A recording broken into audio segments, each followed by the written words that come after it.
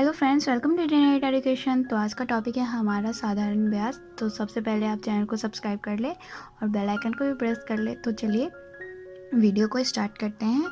तो साधारण ब्याज को इंग्लिश में कहते हैं हम सिंपल इंटरेस्ट। साधारण ब्याज को हम इंग्लिश में कहते हैं सिंपल इंटरेस्ट। तो उसके अंदर का जो मेन टॉपिक है उसके बारे में हम पढ़ते हैं। मूलधन को इंग्लिश में कहते हैं हम प्रिंसिपल। वह धन जो किसी व्यक्ति को उधार या कर्ज के रूप में दिया जाता है वह मूलधन कहलाता है। ओके। समय मीन्स टाइम। जितने दिन के लिए धन उधार दिया जाता है वह ब्याज का समय कहलाता है। ओके। दर को हम इंग्लिश में कहते हैं रेट। जिस हिसाब को लगाए धन पर ब्याज लिया जाता है उसे ब्याज का दर कहते हैं। जिस हिसाब से लगाए धन पर ब्याज लिया जाता है उसे ब्याज का दर कहते हैं। ओके। जैसे 4% रेट से 5% रेट, किसी 1.5% रेट, कोई बैंक है सो 0% रेट भी देती हैं, तो उसे हम रेट कहते हैं, दर कहते हैं। ओके। जिस हिसाब से लगाए धन पर ब्याज लिया जाता है उसे ब्याज का दर कहते हैं। ब्याज को इंग्लिश में कहते हैं हम इंटरेस्ट। ब्याज का मतलब जब कोई व्यक्ति किसी दूसरे व्यक्ति को अथवा बैंक से उधार लेता है तो धन प्रयोग करने पर जो उसे अतिरिक्त धन देना पड़ता है उसे ब्याज कहते हैं। जैसे कोई बैंक हमें लोन देती है तो हम जितने भी दिन के लिए उसे यूज़ करते हैं तो उस पर ब्याज लगा के देती है और ब्याज सहित हमसे इंटरेस्ट सहित वापस पैसा लेती है। ओके। तो उसके बाद है हमारा साधारण ब्याज को इंग्लिश में कहते हैं हम सिंपल इंटरेस्ट। जो ब्याज केवल मूलधन पर एक ही निश्चित समय के लिए एक ही दर पर लगाया जाता है उसे साधारण ब्याज कहते हैं। ओके। जो ब्याज केवल मूलधन पर एक है निश्चित समय के लिए एक ही दर पर लगाया जाता है उसे साधारण ब्याज कहते हैं, उसे सिंपल इंटरेस्ट कहते हैं। ओके।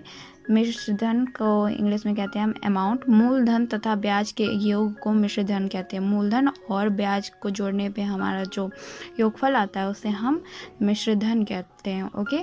तो नेक्स्ट है सिंबॉलिक टर्म्स। अब हम जैसे प्रिंसिपल को हम शॉर्ट फॉर्म में, या टाइम को, रेट को, एसआई को, अमाउंट को शॉर्ट में क्या लिखते हैं?